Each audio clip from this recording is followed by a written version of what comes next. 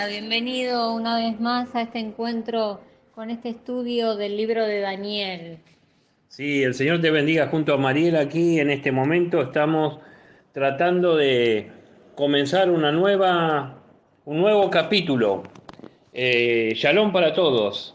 Que sean bendecidos en esta semana y ya estamos llegando, Mariel, a fin de año. En fin de año. A fin de año, Gracias gracias a a Dios. Dios. Así que seguimos con el estudio de este libro tan hermoso. Sigue con el título, el mismo título de la vez pasada, Volver al Futuro 2, haciendo referencia a aquel clásico en los años 80 de, de aquella película tan famosa, ¿no? Porque presta para hablar de todo esto, ¿no, Mariel? Sí, en este tiempo, se da en este tema para poder ir sacando y descubriendo cosas.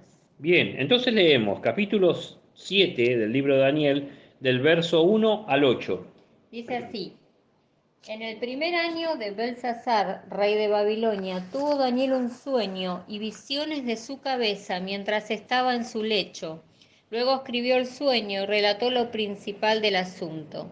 Daniel dijo: Miraba yo en mi visión de noche, y he aquí que los cuatro vientos del cielo combatían en el gran mar, y cuatro bestias grandes, diferentes la una de la otra, subían del mar.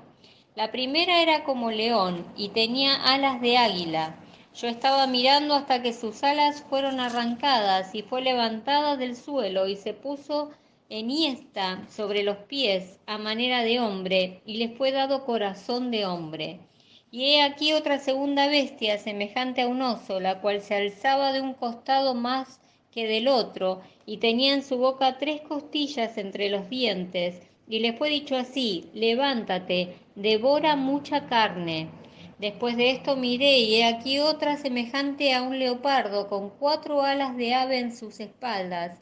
Tenían también esta bestia cuatro cabezas, y le fue dado dominio. Después de esto miraba yo en las visiones de la noche, y he aquí la cuarta bestia espantosa y terrible, y en gran manera fuerte, la cual tenía unos dientes grandes de hierro, devoraba y desmenuzaba, y las sobras hollaba con sus pies, y era muy diferente de todas las bestias que vi antes de ella, y tenía 10 cuernos. Mientras yo contemplaba los cuernos, he aquí que otro cuerno pequeño salía entre ellos, y delante de él fueron arrancados tres cuernos de los primeros, y he aquí que este cuerno tenía dos ojos como de hombres, y una boca que hablaba grandes cosas. Bien, ya comenzamos a ver la tormenta de los cuatro vientos en el capítulo anterior y ahora vamos a contemplar el desarrollo y cómo va a afectar a la humanidad a través del tiempo. Los cuatro vientos por encima del mar, del gran mar, el mar Mediterráneo, simbolizan diferentes espíritus que van a actuar en los gobiernos desde el tiempo de Daniel, que es Babilonia, hasta el fin de los tiempos, cruzando por nosotros hasta el fin de los tiempos, ¿no? Y esto se trataría disfrazado de alguna forma en filosofías, vamos a decirlo en plural, humanismo, política, estrategias militares, religiosas y religiones paganos.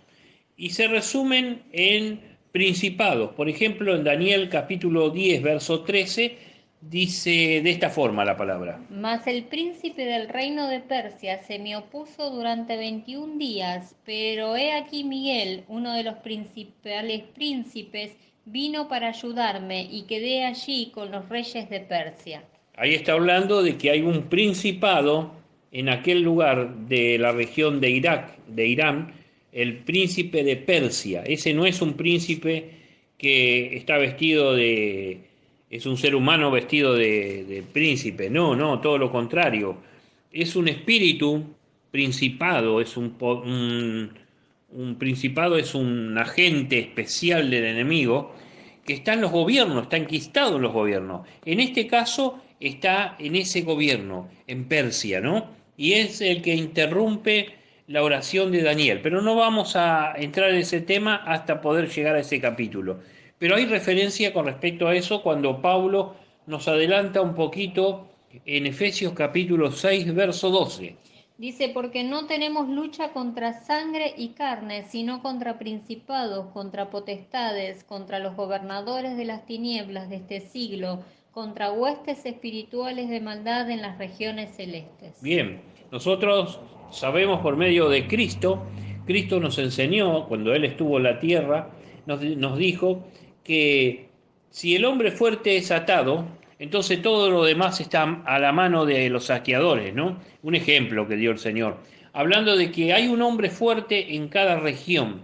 El diablo, el enemigo de nuestras almas, es el general, es el comandante general del ejército de espíritus no solo demoníacos, sino también de principados, que son agentes especiales de él. Pasan el rango de demonios, ya son algo más sobresaliente, digamos. Son agentes oscuros y están en el área espiritual. No los vemos, ellos actúan en el área espiritual, en el aire. Ellos actúan de diferente forma. Pablo dice que en regiones celestes, en lugares, cada lugar, cada localización por GPS, como por coordenadas que tiene el GPS, como podemos localizar una dirección a través del GPS, a través de la coordinación, a través de esa cuadrícula humana, invisible que forma el GPS, también hay una forma espiritual en las regiones celestes, dice la palabra. Cada gobierno, cada municipio, cada barrio, cada lugar tiene su hombre fuerte, tiene su principado. No es el tema a desarrollar ahora, así que no nos vamos a detener. Solamente estamos dando mención de esto. Daniel 10:20, a ver lo que dice. Daniel 10:20 dice, él me dijo, ¿sabes por qué he venido a ti? Pues ahora tengo que volver para pelear contra el príncipe de Persia, y al terminar con él, el príncipe de Grecia vendrá. Bien, ahí también nos está diciendo que otro principado, ¿no? Están en guerra contra el arcángel ahí, Miguel, que está para el lado del pueblo de Israel. El pueblo de Israel tiene Daniel 12:1, vamos a agregar a esto. El pueblo de Israel tiene un arcángel que está a cargo del cuidado de Israel. Se llama Miguel. A ver lo que dice Daniel 12:1. En aquel tiempo se levantará Miguel, el gran príncipe que está de parte de los hijos de tu pueblo, y será tiempo de angustia, cual nunca fue desde que hubo gente hasta entonces. Pero en aquel tiempo será libertado tu pueblo, todos los que se hallen escritos en el libro. Habla de la gran tribulación que vendrá sobre el mundo y donde va a tener una participación especial un príncipe de Dios llamado el arcángel Miguel. Miguel, uno de los principales seres espirituales que tiene Dios, y él está encargado del pueblo de Israel. Es algo extraordinario esto, lo que nos manifiesta la Biblia, ¿no? Entonces estamos viendo cuatro vientos, el número 4 es en la palabra en Génesis 1, del 14 al 19, solo hago mención nada más. Dice que el cuarto día de la creación, Dios hizo el sol, la luna, las estrellas y con ello el día y la noche. En Génesis 2, 10 al 14 hay 4 ríos que que describen en el Edén, ¿no? Siempre el número 4 se refiere o está relacionado con la tierra, o tiene que ver con los climas, o tiene que ver con los astros, ¿no? Porque está relacionado proféticamente dentro de las profecías, tiene que ver con la tierra, tiene que ver, cuando decimos tierra, tiene que ver con el cosmos y tiene que ver con la humanidad que vive en la tierra. Entonces, eso es muy importante. Y ahora vamos a empezar a ver las bestias que salen a raíz de esa gran tormenta, esa mega tormenta de los 4 vientos combatiendo entre sí. Se levantan 4 bestias, ¿no? Y los primeros tienen apariencia de animales salvajes. La primera es el león. Y león representa a Babilonia, la cabeza de oro en la imagen que tuvo Nabucodonosor en los capítulos 2. El capítulo 2 de Daniel, ahí los tenemos. Dice que tenía las alas y le fue quitada las alas, le fueron arrancadas. Las alas en la visión profética significa velocidad, velocidad. Entonces, que Babilonia tenía una velocidad en la conquista, y luego las alas fueron arrancadas y se puso iniesta como un águila, se puso iniesta, fue parada, en cuclillas quedó, ¿no? Como un hombre. Entonces eso significa, algunos interpretan que se está refiriendo a Nabucodonosor cuando se vuelve demente, loco, en el capítulo 4 creo que está eso, versículo 33 de Daniel. Daniel 4:33, creo que ahí nos habla acerca de eso, ¿no? Un poquito. En la misma hora se cumplió la palabra sobre Nabucodonosor, y fue echado de entre los hombres, y comía hierba como los bueyes, y su cuerpo se mojaba con el rocío del cielo, hasta que su pelo creció como plumas de águila, y sus uñas como las de las aves. Bien, ahí nos está diciendo, y puede que esté haciendo mención de de ese tiempo, de ese rey, ese emperador llamado Nabucodonosor, ¿no? A mí, yo me inclino más por otro lado. Me inclino eh, porque la Biblia me parece que quiere mostrar a Babilonia un pueblo más sobre la tierra.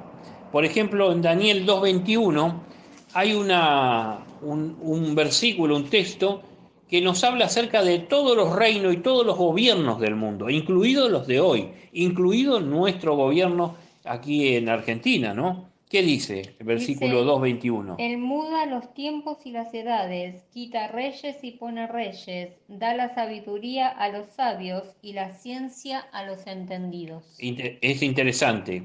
Ese versículo nos dice que nada escapa a la voluntad absoluta y soberana de Dios. Nosotros creemos que por votar ponemos y sacamos un presidente, y en gran parte es así. Pero sobre todas las cosas está la voluntad de Dios, que suba un hombre o que baje otro hombre. Si Dios quiere, puede bajar a un hombre, puede subirlo, puede matarlo, puede darle vida. Dios puede hacer lo que quiere porque Él es Dios. Y acá dice que Él no solamente que pone y saca reyes, habla de gobiernos, sino también dice que da sabiduría y entendimiento. ¿A quiénes? A los asesores, a los gobernadores, a los presidentes, a los reyes. Dios les da entendimiento para que ellos puedan administrar los bienes, los recursos del Estado de la mejor manera. Lo hacen o no lo hacen es otro tema, pero es lo que Dios dice. Romanos 9:18 dice de esta forma, Pablo nos dice de esta forma, ¿no? De manera que de quien quiere tiene misericordia, y al que quiere endurecer, endurece. Bien, dice que las alas fueron arrancadas de esta águila, de este león, ¿no? De este león. Y eso significa que pasó a ser un gobierno más cuando se le quitó el poder. Eso es lo que yo creo. Otros se inclinan a ver de Nabucodonosor, que habla acerca de Nabucodonosor.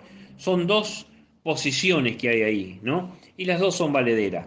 La segunda imagen es la representación del oso, que está representando, valga la redundancia, de Media y de Persia. Y dice que este oso tiene algunas características, más levantado de un lado que del otro. ¿Y qué significaba eso? Significaba que era un gobierno de alianza. Una parte era Persia, que era la parte más importante, y la otra era Media, la parte menos importante. La parte Persia es donde estaba el poderío militar. La parte media era la parte de la logística, la parte de los tribunales, era la parte donde se podía sellar con el sello Medo, ¿no? Como el rey Darío, que le dicen, acordate que tenés el sello Medo y no se puede volver. Eso era una soberanía que había ahí de parte del rey. Y dice que este particular animal salvaje, el oso, tenía 3 costrillas entre sus dientes. 3 víctimas. Habían sido 3 víctimas. Tres costillas. Y esas costillas significaba Babilonia, porque acá estamos hablando de los medo-persa. A partir del capítulo 6 nosotros empezamos a ver que el gobierno es medo-persa ahí, ¿no? A cargo de Darío. Y tenía La primer costilla significaba o simbolizaba Babilonia, que estaba al oriente. La segunda costilla era otro imperio grande que había caído, Egipto, al sur. Y la tercera, el reino de Lidia, en Asia Menor. ¿Y las características del oso? ¿Cuáles son las características? Es un animal salvaje, eh, es un animal pesado, torpe, lerdo, pero a la vez también es destructivo y feroz, ¿no? La Biblia dice que lo peor que le podría suceder a una persona, a un ser humano, es toparse con un oso. El tercer imperio es el leopardo, o la pantera, o el león, o el tigre, o el jaguar, o el jaguar, como se diga, ¿no? Jaguar, Jaguar, no, jaguar es una un marca. vehículo. Y puma. Nosotros tenemos al puma, al león salvaje aquí en América Latina. Viene desde norte de América hacia el sur. El puma tiene un parentesco en los felinos, ¿no? Y en este caso el leopardo muy parecido. Acá tenemos el jaguar, que es un animal muy lindo, pero es lindo para verlo en la televisión, no para toparse, ¿no? Con un leopardo, con un jaguar enojado. Este, y representa a Grecia. ¿Y cuáles son las características de este felino? Bueno, es aplicado figurativamente al imperio y al emperador, que era Alejandro Magno, ¿no? Y tiene ferocidad, gran velocidad. El ejército de Alejandro Magno, el griego, era y fue conocido como un excelente y óptima máquina de guerra, veloz y precisa. Y dice que tenía 4 alas de ave en sus espaldas. Otra vez el número Cuatro. 4, refiriéndose que abarcaba el dominio y el gobierno de todo el mundo, de los 4 puntos cardinales. Y así fue Grecia. Grecia dominó al mundo antiguo, por ejemplo, por supuesto, el mundo antiguo estamos hablando acá, ¿no? Eh, el Alejandro Magno era sagaz como es un leopardo, acechaba como un felino a su presa y fue formado pedagógicamente por nada menos que Aristóteles. Aristóteles lo formó cerebralmente a este niño dorado, ¿no? Lo influenció y se dice que en sus enseñanzas, el mismo Aristóteles se vengó de los atenienses porque no lo habían recibido en sus academias. Qué tremenda sabiduría que tenían estos hombres a nivel humano. Sin embargo, esto se refleja en la parte espiritual. Hay 4 cabezas, ¿no? 4 cabezas. Este leopardo no es un leopardo común, tiene 4 cabezas, o sea que pasa la parte salvaje y entra dentro del área que la Biblia lo describe como una bestia. Esta apariencia no tiene que ver con un felino entonces, sino más bien con una degeneración, con una deformación o una deformidad craneal, que significa que el imperio tiene un gobierno post-alejandrino. Significa que después de la muerte de Alejandro Magno, que muere a los 33 años, el gobierno se divide en cuatro partes. 4 generales dividen entre sí todo ese poder que había ostentado todo el tiempo de su vida Alejandro Magno, ¿no? Y lo divide en un estado ¿cómo se diría? Policefalético, Policefálico. que significa que tiene Muchas cabezas. muchas cabezas. Entonces, 4 generales se dividen entre sí todo ese poder. Está Lisímaco, que va a gobernar Tracia y Bitinia, la parte de Asia. Casandro, que es Macedonia, ese se queda en casa, en Macedonia, en Grecia. Seleuco, que va a la parte de Siria, y eso va a ocupar todo lo que es Palestina, Israel. Ptolomeo, que va a ocupar Egipto, y luego de esto va a venir un desprendimiento que va a llegar hasta el Nuevo Testamento. en esos 400 años que hemos visto en los estudios anteriores, si quieren después, los que no escucharon lo pueden pedir, Están publicados en YouTube. están publicados también, sí, sí. Y no están publicados en YouTube estos estudios, ¿eh? Todavía no están publicados. Pero está hablando de el tiempo de los macabeos, por ejemplo. El rey Herodes tenía la influencia de los griegos. Hasta ahí llegamos, hasta acá llegamos. No vamos a abarcar más. Ahora después, luego vamos a entrar, si Dios nos permite, la próxima semana en la cuarta bestia y ahí vamos a seguir hablando del tema. Bueno, vamos a orar un momento al Señor. Querido Dios, en el nombre de Jesús, gracias por darnos esta oportunidad de poder hablar de tu palabra con estas palabras sencillas, Señor, y a veces no poder pronunciarlas, no poder explicarlas tampoco, pero tu Espíritu Santo nos puede dar luz. Señor, lo que queremos no es demostrar qué es lo que sucedió en la historia y ahí se termina todo. Queremos, Señor, que aquellos oyentes, aquellos que están del otro lado, comprendan, Señor, que todo tiene un sentido espiritual, que más allá de los hombres, de los imperios, de los gobiernos, de quien esté sentado en esos lugares, hay un espíritu, hay espíritus demoníacos que están dirigiendo y están estorbando la voluntad de tu pueblo de seguir hacia adelante, de seguir el camino de la evangelización, de las reuniones, de estudiar tu palabra y de vivir en libertad. Señor, hay espíritus contrarios, dice la Biblia, que se oponen y se opondrán siempre a tu voluntad. Pero sobre todas las cosas hemos leído y hemos visto que tú eres el que pone y saca reyes, porque eres el único rey sobre todos los reyes. Eres el único Señor sobre todos los señores. Señor, te damos las gracias, Padre, y te adoramos y te bendecimos. Y si alguno escucha esta palabra por primera vez, que pueda ser tocado en su corazón para poder recibirte y ser, Señor, salvo de esta hora postrera que dice la palabra. En el nombre de Jesús, amén y amén. Muchas gracias.